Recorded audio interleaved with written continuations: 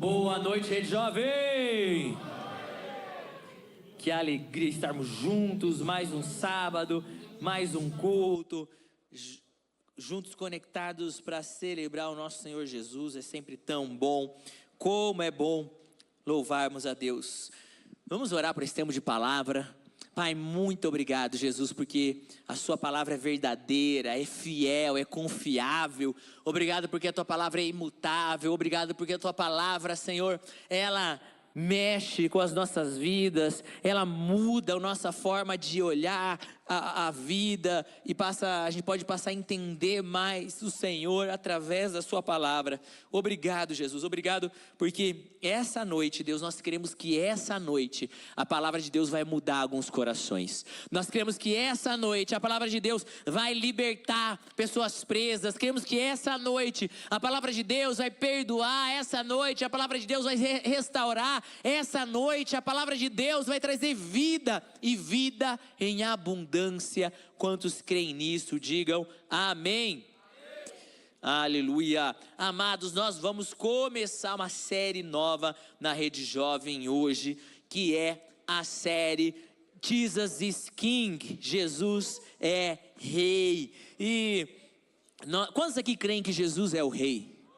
Jesus é o Rei, Jesus é o Rei sobre a terra, Jesus é o Rei sobre os céus, Jesus é o Rei sobre as nossas vidas, e Jesus é o Rei sobre a igreja. Jesus é o cabeça da igreja. Quantos creem nisso, que Jesus é o cabeça da igreja? Essa semana, eu não lembro, foi quarta ou quinta-feira, quinta-feira, estava lá em casa, inclusive até o Chong estava lá em casa me ajudando numa instalação elétrica lá em casa. E aí a Tari chegou assim correndo, desceu, corre, liga a TV, fumaça branca. E aí tava lá rolando a fumaça branca lá no Vaticano, porque tinham escolhido o novo Papa, e algumas coisas que a gente não crê, falavam muito, o novo cabeça da igreja, o líder da igreja, e nós cremos que Jesus é o cabeça da nossa igreja, nós cremos que Jesus é o líder da nossa igreja, nós confiamos na liderança de Jesus. Mas eu fiquei pensando desde aquele dia, e se nós fôssemos escolher um Papa? E se nós estivéssemos lá, reunidos na Rede Jovem e votando e tudo mais, e a gente fosse escolher um Papa, quem seria o Papa da Rede Jovem? Como seria essa pessoa? Então, com a ajuda da inteligência artificial, a gente vai ver aqui algumas opções de como talvez seriam esses papas. Quem sabe o Papa Caçarote, o Papa Cross,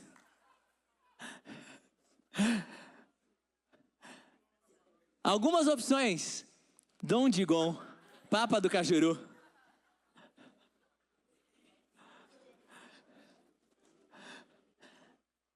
talvez Dom Hugo XVI, o Papa Couro, e a Corte Couros.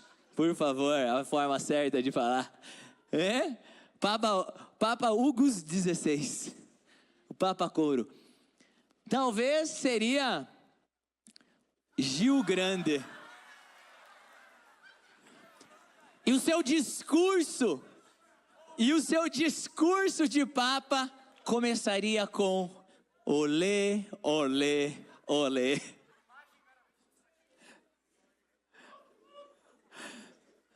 Vamos que tem mais. Papa William I, o Mega Papa. Não é verdade? Mega Papa, olha só. Mas a gente sabe, todo mundo aqui tem uma certeza interna, que de fato, se a Rede Jovem tem um Papa, se tem uma pessoa que a gente pode falar que ocupa esse papel de Papa da Rede Jovem, é uma pessoa. Ela é a Papa da Rede Jovem. Feliz Dia das Mães, minha linda.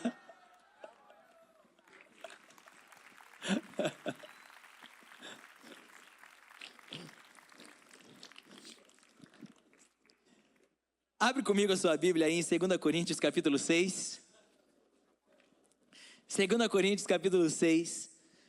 Nós vamos ler a partir do versículo 14. 2 Coríntios 6. A gente vai ler a partir do versículo 14. Então, estamos aqui nessa série de mensagem, Jesus is King. E hoje vamos falar sobre Jesus. Ele é o rei do meu propósito, ele é o rei sobre o meu propósito. E debruçados aqui em 2 Coríntios capítulo 6, a partir do versículo 14 até o versículo 1 do capítulo 7, diz o seguinte: não vos ponhais em julgo desigual com os incrédulos, porquanto que sociedade pode haver entre a justiça e a iniquidade, ou que comunhão da luz e as trevas? Que harmonia entre Cristo e o maligno, ou que união do crente com o incrédulo? Que ligação há entre o santuário de Deus e os ídolos? Porque nós somos santuário do Deus vivente, como ele próprio disse: habitarei e andarei entre eles, serei o seu Deus, e eles serão o meu povo. Por isso, retirai-vos do meio deles, separai-vos, diz o Senhor, não toqueis em coisas impuras, e eu vos receberei. Serei o vosso Pai, e vós serei para mim filhos e filhas, diz o Senhor Todo-Poderoso. Tendo, pois, ó amados, tais promessas, purifiquemo-nos de toda impureza, tanto da carne como do espírito, aperfeiçoando nossa santidade no temor de Deus. Então, esse texto aqui é exatamente um texto que está nos levando, nos conduzindo a colocarmos Jesus como rei sobre as nossas vidas, a declararmos ao Senhor. Nós não podemos estar associados, não podemos servir, não podemos estar ligados, nós não podemos entregar o nosso coração, a nossa vida, o nosso corpo a nenhuma outra autoridade que não a Jesus Cristo. Irmãos, no dia que eu e você entregamos a nossa vida para Jesus, naquele dia nós confessamos publicamente com a nossa boca: eu te confesso, Jesus, como meu Senhor e Salvador. O problema é que muito jovem, ele quer o Jesus Salvador. Ele quer o Jesus que perdoa o pecado, ele quer o Jesus que traz cura, ele quer o Jesus que ajuda a vencer os medos, ele quer o Jesus que me livra das minhas ansiedades, ele quer o Jesus que me salva das minhas próprias mazelas. Mas constantemente temos dificuldade em aceitar o Jesus que é Senhor, que reina, que é o rei, que é o único a quem eu me associo, que é o único com quem eu me conecto, eu me ligo. E a gente vê que a grande crise dessa geração é uma crise de propósito. Se você for lá na sua escola, na sua faculdade, no seu trabalho, você conversar com os outros jovens, a maior pergunta que eles têm é o quê? Qual é o meu propósito? Por que eu sirvo? O que eu vou fazer da vida? Qual é o motivo disso tudo? Existe essa crise de propósito porque existe uma dificuldade em se colocar debaixo do reinado do Senhor. Por quê? Porque se Jesus é o meu rei, o meu propósito, ele não está em jogo. Se Jesus é meu rei, eu sei para que eu existo, eu sei para onde eu estou indo. Se Jesus é rei, o meu propósito, ele é inegociável. Portanto, amados, se vamos falar hoje sobre Jesus ser o rei, sobre o meu propósito, eu preciso ter uma clareza. Esse propósito, qual eu viverei, é um propósito que me é dado por um rei. Ele não reina apenas sobre parte da minha vida, mas sobre tudo que eu sou. Minha identidade, minhas escolhas, minha vocação. Aqui o texto que a gente leu de 2 Coríntios, Paulo, ele já vai nos mostrando que de viver debaixo do reinado de Cristo, ele exige separação, Viver debaixo do reinado de Cristo exige santificação. Viver debaixo do reinado de Cristo exige eu seguir uma direção que já foi me definida. E por que eu faria isso? Porque junto com esse reinado, eu me torno herdeiro de promessas gloriosas. Quando eu me coloco debaixo do senhorio de Jesus, e eu falo não só com a minha boca, mas com o meu coração, com a minha atitude, com a minha inclinação, com as minhas escolhas diárias, Jesus é o meu Senhor, eu ando debaixo das promessas do Rei, e de uma vida de realeza. E é disso que eu quero falar agora um pouco, sobre viver essa promessa de rei e vida de realeza. Olha só o que o texto nos ensinou, lá no versículo 1 de 2 Coríntios 7:1, ele diz: tendo, pois, ó amados, tais promessas. Quais são essas promessas? As promessas as quais ele acabou de listar. Então ali do versículo 14 ao 18, ele veio listando várias promessas a qual nós temos acesso. Jovem, eu e você, nós vamos viver nos submetendo ao reinado de Jesus, não por medo da condenação, mas pela alegria da herança que temos nesse reinado. Eu vou viver submetendo a minha vida para Jesus, não porque eu tenho medo do que a lei pode fazer comigo, mas porque eu tenho alegria com aquilo que a vida real me entrega e me proporciona. Sabe, nós precisamos acabar com aquela mentalidade de que viver com Cristo é uma vida ruim, é uma vida, eu sou uma pessoa pior, eu sou uma escala abaixo porque eu vivo com Cristo. Não! Viver com Cristo exige, vai me confrontar, vai confrontar minha natureza, mas deixa eu falar uma coisa. Quanto mais eu permito que o novo homem prevaleça, quanto mais eu permito que o Espírito Santo ganhe espaço em mim, mais leve, alegre e agradável é a minha caminhada nessa terra. Porque aquilo que me joga para baixo, aquilo que me traz dificuldade, aquilo que me confronta, nada mais é do que a minha natureza pecaminosa. Portanto, quanto mais eu permito que o Espírito Santo me transforme à imagem de Cristo, mais eu poderei desfrutar da vida de Cristo nessa terra, das promessas que Ele tem para mim. Que promessas são eles? A gente acabou de ler aqui no texto, versículo 16: habitarei entre eles. Uma habitação real, uma promessa de uma habitação real. Nós não somos apenas seguidores de longe. Quando eu fui para o Paquistão, fiquei um mês lá, eu aprendi muito sobre o Islã. Conversei com muitos muçulmanos, preguei para muitos muçulmanos, fui em mesquitas, batizei na frente de uma mesquita. E uma coisa que eu aprendi sobre o Islã, que me marcou muito, que eu nunca esqueço, é que Alá significa aquele que é só, o solitário. Portanto, aquelas pessoas, elas estão seguindo a um Deus que não quer se relacionar com elas, porque Ele é solitário. Ele não quer ter uma proximidade, Ele não quer ter uma amizade.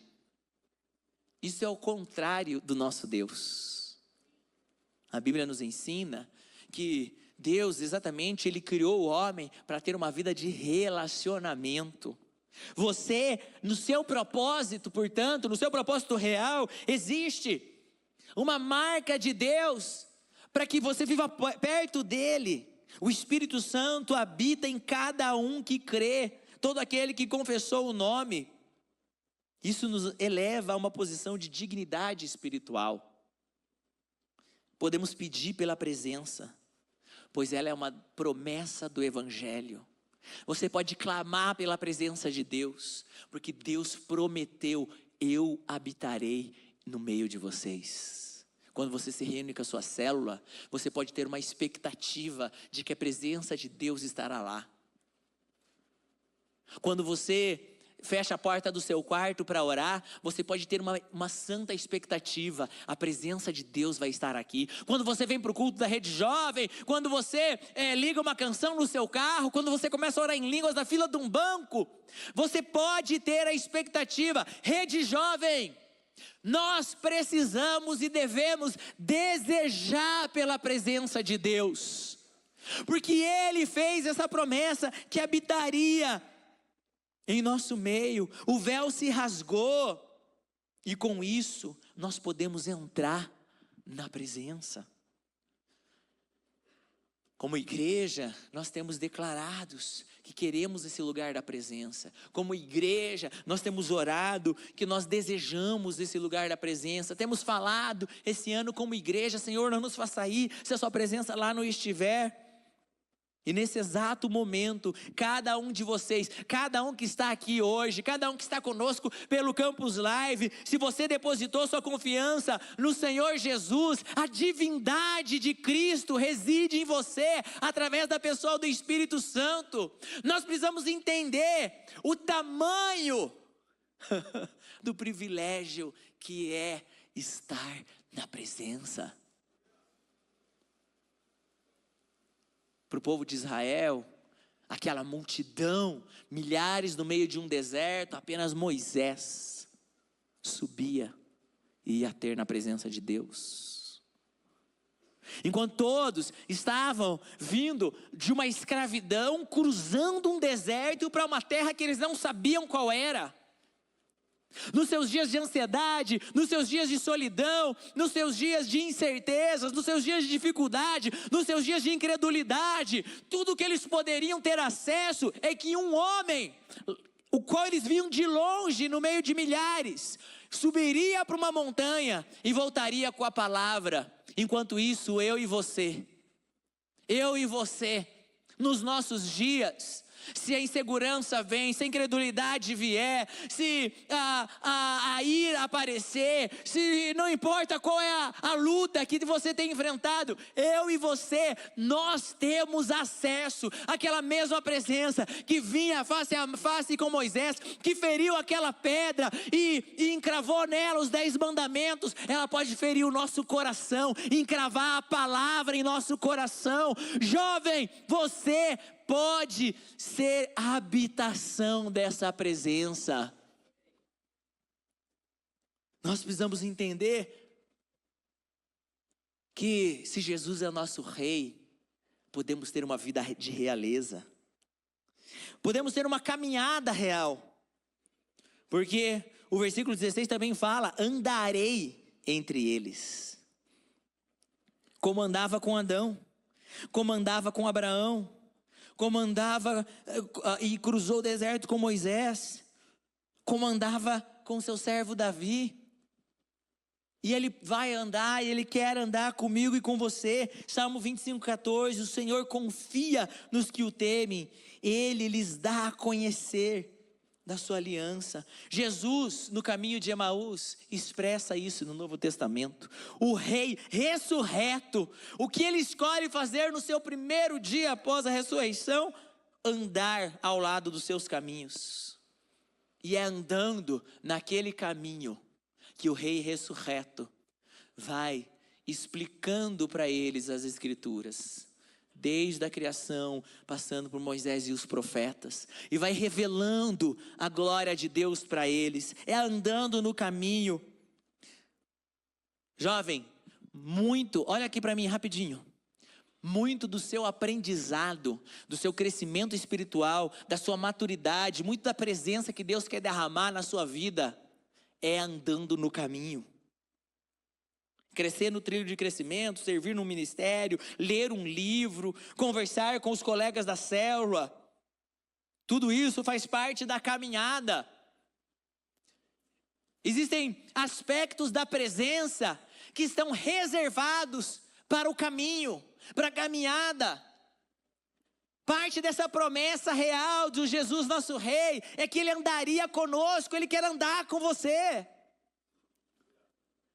Parte das dificuldades que você enfrenta na sua vida, e que Ele permite que essas dificuldades apareçam, que essas frustrações batam a porta do seu coração, isso acontece para te manter em movimento. E é nessa caminhada, é nesse movimento, é indo do ponto A ao ponto B, é procurando por uma resposta, é procurando por um recurso, é construindo, sonhando, tentando, fazendo, andando. É nessa caminhada que Jesus vai se revelando, desde a criação, passando por Moisés e os profetas. Ele quer fazer parte da sua caminhada, e a presença dele vai se revelar a você, conforme você caminha. Portanto, deixa eu falar uma coisa, não fique parado na sua vida cristã. Se recuse a estar parado na sua vida cristã. Se recuse a ficar estagnado. Ande, caminhe, dê passos à frente. Mas já me frustraram, mas não é perfeito, tudo bem. Mas que isso não impeça você de caminhar. Que isso não impeça você de continuar. A habitação, a caminhada vão revelando a aliança real. Eu serei o seu Deus e eles serão o meu povo. O rei não apenas governa, ele se compromete. Jovem, a vida com Jesus é uma vida de compromisso. Não existe cristianismo sem aliança. De fato, toda a palavra de Deus, ela é resumida entre a antiga e a nova aliança. Não existe vida com Deus sem compromisso. Por isso, eu e você, nós somos tão diferentes do mundo lá fora, porque o mundo lá fora, a sociedade lá fora, prega um estilo de vida descompromissado. Não está feliz no seu casamento? Divorcia. Não está feliz com a sua identidade? Muda de identidade. Não está feliz com a sua família? Se emancipe, abandona. E lá fora, existe um estilo de vida sem compromisso nenhum. Isso não é um modelo bíblico. Não tem como eu falar que eu sou cristão e eu odiar compromissos e alianças. Porque o nosso Deus é um Deus de aliança. Eu serei o seu Deus e eles serão o meu povo. Quantos querem o Jesus Salvador? Então, você também precisa querer o Jesus noivo. E noivado é um relacionamento de compromisso. Existe uma marca do compromisso, existe uma resposta no compromisso. Nós podemos, e saiba, a aliança não é um peso, é um privilégio. Nós podemos ter aliança com Deus, porque Ele tem aliança conosco. Ele tem uma aliança que nos leva a sermos seus filhos. Eu serei para vós pai, e vós sereis para mim filhos e filhas. E ele fala, então, ele se revela, então, como pai, paternidade. Eu conheço a história de muitos aqui.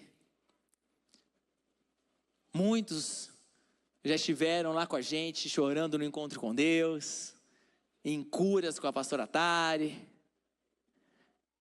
abraçando o seu líder, falando, e a gente sabe que vários aqui, você tem diversas marcas negativas que foram feitas pelos seus pais. Seus pais muitas vezes não souberam ser o melhor pai possível. Talvez você nem cresceu num lar que tinha o pai e a mãe juntos. Você olha para os seus pais e muitas vezes vê o que? Frustração, abandono. Você viu, quem sabe, um homem irado, um homem apático. Você viu, às vezes, uma mulher manipuladora, uma mulher endurecida. E eu sei que, para um jovem, a falta da figura de pai, ou uma visão distorcida de paternidade, é algo muito difícil de lidar. Em pequenas coisas, está lá, gritando para a gente, nos travando, no dia a dia. Mas saiba uma coisa, quando eu permito Jesus ser o meu rei, eu ganho acesso à família real. E eu serei o seu pai, e eles serão meus filhos e minhas filhas. Jovem, o diabo, ele tenta ganhar a sua atenção e roubar o seu coração para te tirar dessa família real, porque ele, o destino dele, o destino de Satanás já está selado e ele está afastado para sempre da presença de Deus. Mas eu e você, nós temos direito a continuar sendo chamados filhos e filhas. Não abra mão da realeza, não abra mão de ter o seu Deus Pai, não abra mão. Existe um futuro para você, porque eu sei bem os pensamentos que tenho a seu respeito, diz o Senhor, pensamentos de paz, de maldade, não de maldade, a fim de lhe dar um futuro e uma esperança. E esse futuro, essa esperança que Ele quer te dar, é um futuro na realeza, na família de Deus. Você pode ser um jovem que se sente amado pelo Pai. Eu sinto que tem pessoas que precisam ouvir essa frase aqui hoje. Existe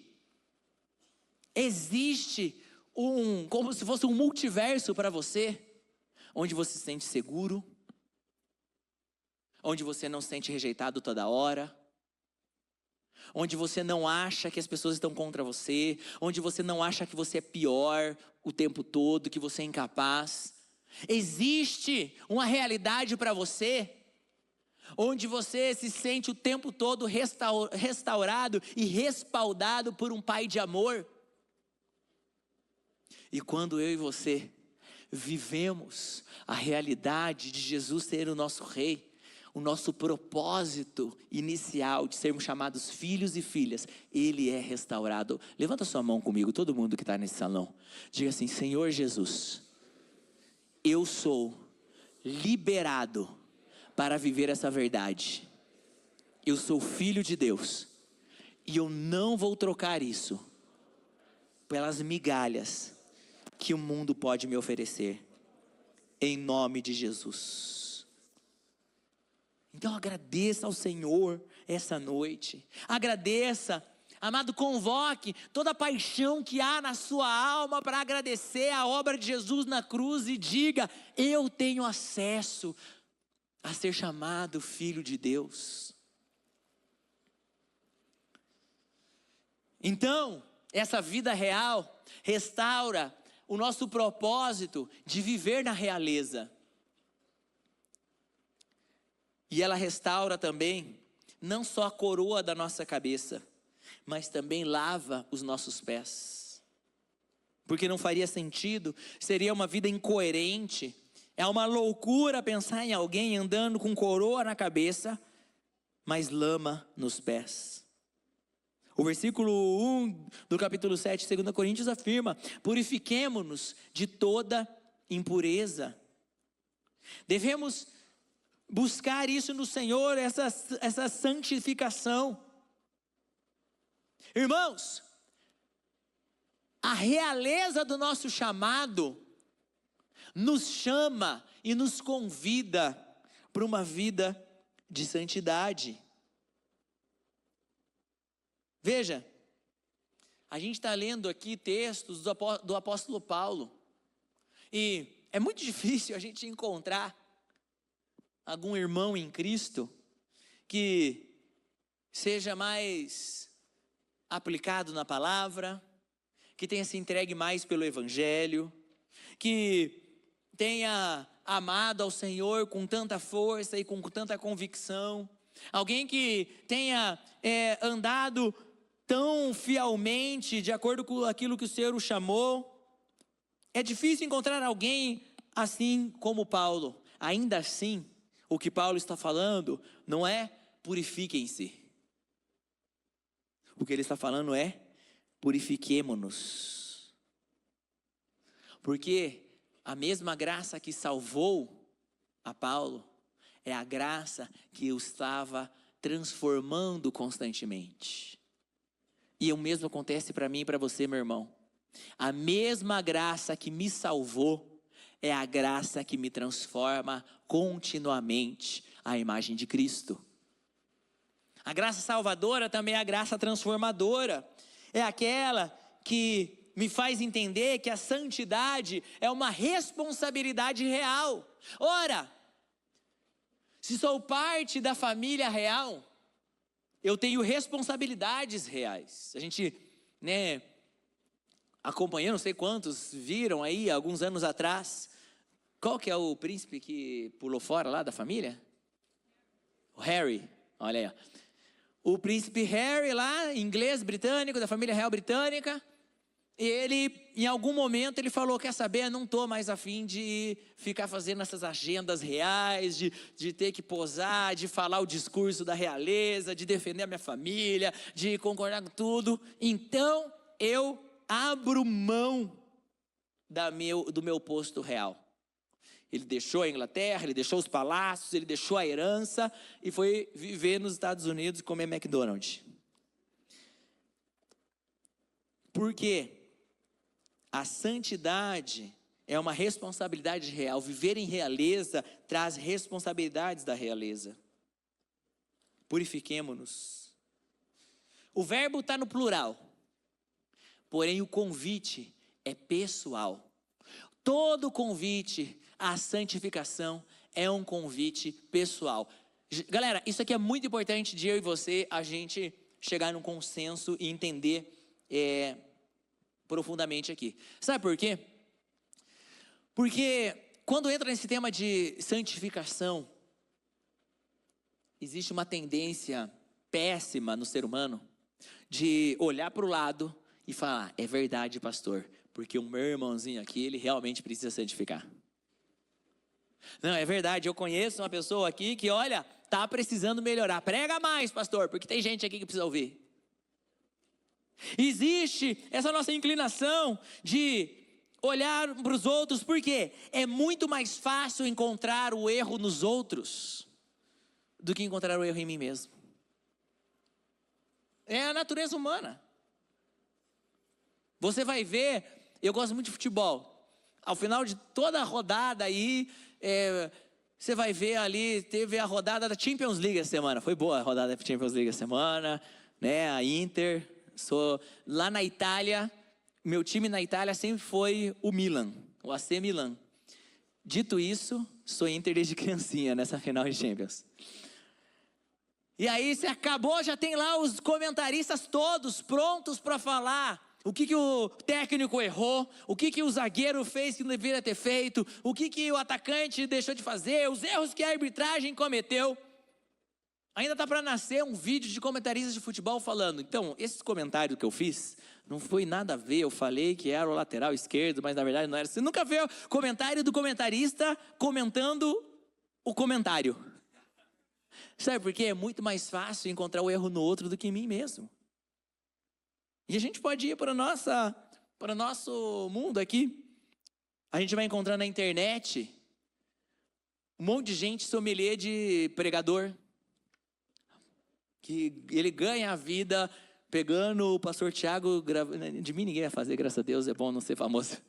Mas pegando os pregadores famosos e falando, olha só o que ele falou que era 1 Coríntios, mas era na verdade 2 Coríntios. Ele falou que era isso e aqui. Por quê? É muito mais fácil eu ficar olhando o erro do outro do que o meu.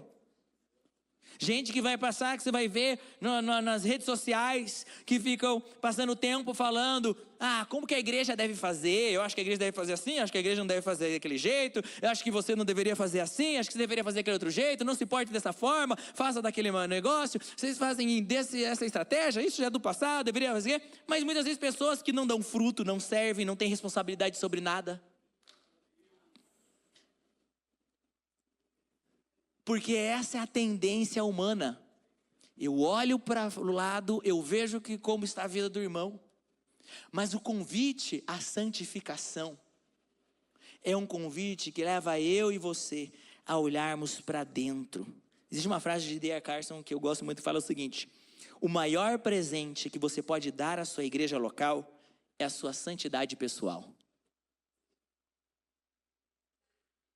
O maior presente que eu posso dar para a rede jovem não é a pregação mais bem formatada e executada, mas sim o quanto mais eu busco a presença de Deus, quanto mais eu busco que a imagem de Cristo seja formada em mim, quanto mais eu me arrependo dos meus pecados, quanto mais eu busco me santificar diariamente. Isso é o maior presente que eu posso dar a vocês. É esse presente que eu posso dar para a minha igreja local. E eu preciso entender que a santidade, ela exige luta e não passividade. A santidade exige luta e jamais a passividade. Não se cresce em graça dormindo. Acorda tu que dormes. Acorda tu que dormes. Acorda tu que dormes. Não passe a sua adolescência dormindo. Não passe a sua juventude dormindo. Não seja um cristão passivo. Lute. Amados, eu prefiro muito mais um jovem que me dá trabalho, mas fica no meu pé, que vem constantemente se arrepender e falar, me ajuda nisso, pastor, e me pede várias vezes ajuda na mesma área, mas eu estou olhando ali, vendo um jovem que ele não quer, ele quer se desvencilhar daquele pecado, daquele problema, daquela dificuldade, ele não está contente com aquilo, do que aquele jovem que está bem de boa. O barco está afundando, ele está indo, mas nada o tira da sua serenidade. Irmãos, eu e você precisamos sair do piloto automático. Não dá para eu dizer eu sou assim mesmo e seguir a vida. Um cristão irado, um cristão invejoso, preguiçoso, precisa lutar contra isso, precisa pedir ajuda do Espírito Santo. Filipenses 2, de 12 a 13, operai a vossa salvação com temor e tremor, porque Deus opera em vocês. Eu preciso buscar esse temor, esse tremor que me leva, que me conduz a uma santidade interna e externa. Olha, o versículo que a gente está lendo, o texto que a gente está lendo aqui de 2 Coríntios 6, ele fala o seguinte: purifiquemo-nos de toda impureza, tanto da carne como do espírito. Os pecados visíveis, eles chamam a atenção. Os pecados visíveis, eles envergonham. Mas os invisíveis, eles endurecem o coração. Os invisíveis, eles apodrecem a alma e o espírito. Portanto, nós precisamos lutar com todas as nossas forças contra toda inveja, todo egoísmo, toda avareza, toda maledicência, toda fofoca, todo julgamento, todos os pensamentos impuros, toda comparação, todo orgulho, toda vaidade, tudo aquilo que contamina o espírito e destrói o propósito real, e destrói, arranca a coroa dos meus pés, arranca a coroa da minha cabeça através da lama dos meus pés. Amados, que eu e você possamos viver não em associação.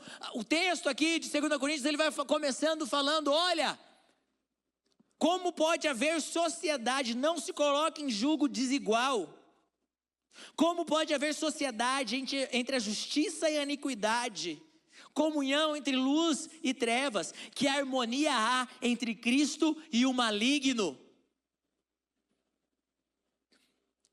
Buscar uma caminhada de santificação, lutar, batalhar por uma caminhada de purificação pela graça que há na obra da cruz, do sangue de Jesus. É eu não me contentar em entregar a coroa da minha vida ao pecado, a Satanás. Se um país tentasse invadir, vamos supor que, sei lá, a Argentina declara guerra com o Brasil. E começam a invadir pelo Paraná, entrando ali por Foz do Iguaçu, e vão vindo aqui os exércitos vindo.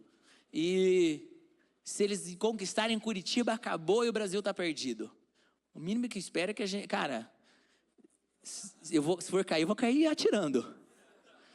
Nem que seja atirando meu tênis na cabeça dos argentinos. Mas não dá para entregar de graça. Mas muitas vezes tem muito cristão que está ali, sócio com os pecados. Amados, eu e você somos filhos da realeza. Portanto, nós temos uma missão real. Eu serei o seu Deus, eles serão o meu povo. Amados, até hoje, mas mais ainda no contexto aqui cultural da época, os filhos do rei, eles tinham algumas responsabilidades, algumas missões. Eles eram embaixadores, eles representavam o seu reino, eles representavam tudo aquilo que o reino significava. Onde estava o filho do rei, é como se aquele reino estivesse naquele lugar. Não é à toa que nós somos chamados de embaixadores reais. Nós fomos separados do mundo não para se esconder dele, mas sim para ser luz em meio ao mundo, luz em meio às trevas. Portanto, esse chamado à realeza não é um chamado para a gente entrar aqui na igreja, fechar todas essas portas e falar: aqui nós estamos todos bem quentinhos e salvos e livres de todo o mal que existe lá fora. Nós temos nosso propósito de filhos restaurados.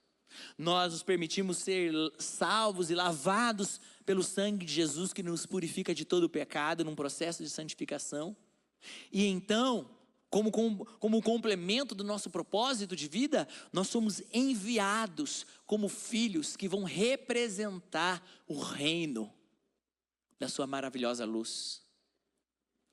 Jovem, você tem um privilégio que muita gente não tem, que é o privilégio de viver para Jesus durante a sua juventude. Portanto, só existe uma opção para você: represente Jesus. Diga sim para a missão. Pergunte para Ele: Senhor, o que o Senhor espera que eu faça? Esses dias, no Encontro com Deus, o Bruno estava contando um pouco do testemunho dele. E quando ele contou, realmente eu voltei para aquela cena, eu me lembrei disso. Bruno foi um cara que ele foi salvo e ele começou a viver muito intensamente, rapidamente para Jesus. Qualquer coisa da igreja que existia, o Bruno estava lá. Qualquer coisa, qualquer ação, qualquer atividade, o Bruno estava lá servindo. Porque junto com a salvação vem um senso de identidade. Eu sou filho, e junto com o senso de identidade vem uma missão real. Eu vou representar os valores. Eu vi meu sobrinho fazendo as ofertas aqui, e é muito legal que ele estava fazendo as ofertas aqui, compartilhando de princípios bíblicos, e eu conheço os pais dele. E eu sei que ele estava aqui falando não só do coração dele, mas ele estava aqui representando os valores da casa dele. Valores que existem na família dele. E é para isso que o Senhor quer que eu e você, a gente cumpra a nossa missão, para que onde nós estivermos, a gente possa ser identificado como filhos. Porque conforme cumprimos o nosso propósito, somos identificados na nossa identidade. Vocês são a luz do mundo, para que vejam as suas vossas boas obras e glorifiquem ao Pai que está nos céus. Mateus 5.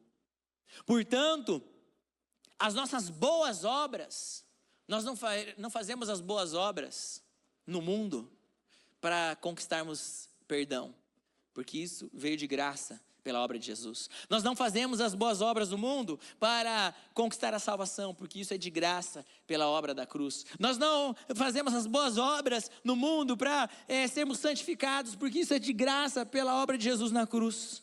Nós fazemos as boas obras no mundo, nós cumprimos uma missão, nós dizemos sim a um chamado, nós buscamos viver um propósito, porque através dessas boas obras o Pai é glorificado.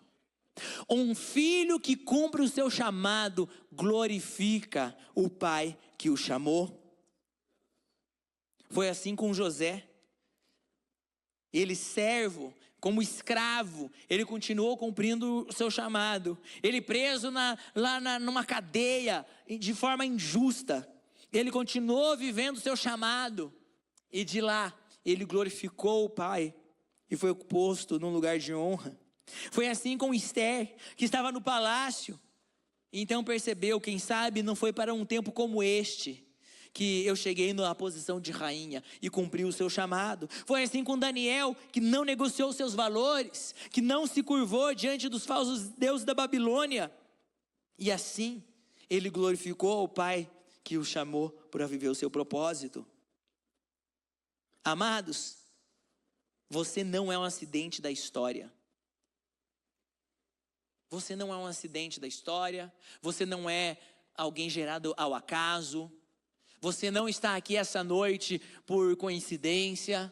Você não está vivendo onde você está vivendo simplesmente porque aconteceu sem querer. Você tem um Criador. Ele viveu nessa terra chamado Jesus.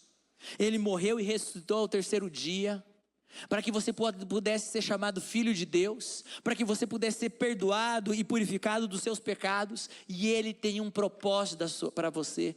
Ele tem um propósito para a sua vida. E se essa noite você declarar que Jesus é o seu rei, e tomar uma decisão real, verdadeira, de viver para esse rei, você poderá viver um propósito que nada mais pode cumprir na sua vida. Você vai poder viver dias que nada poderá preencher no seu coração. Fica de pé no seu lugar.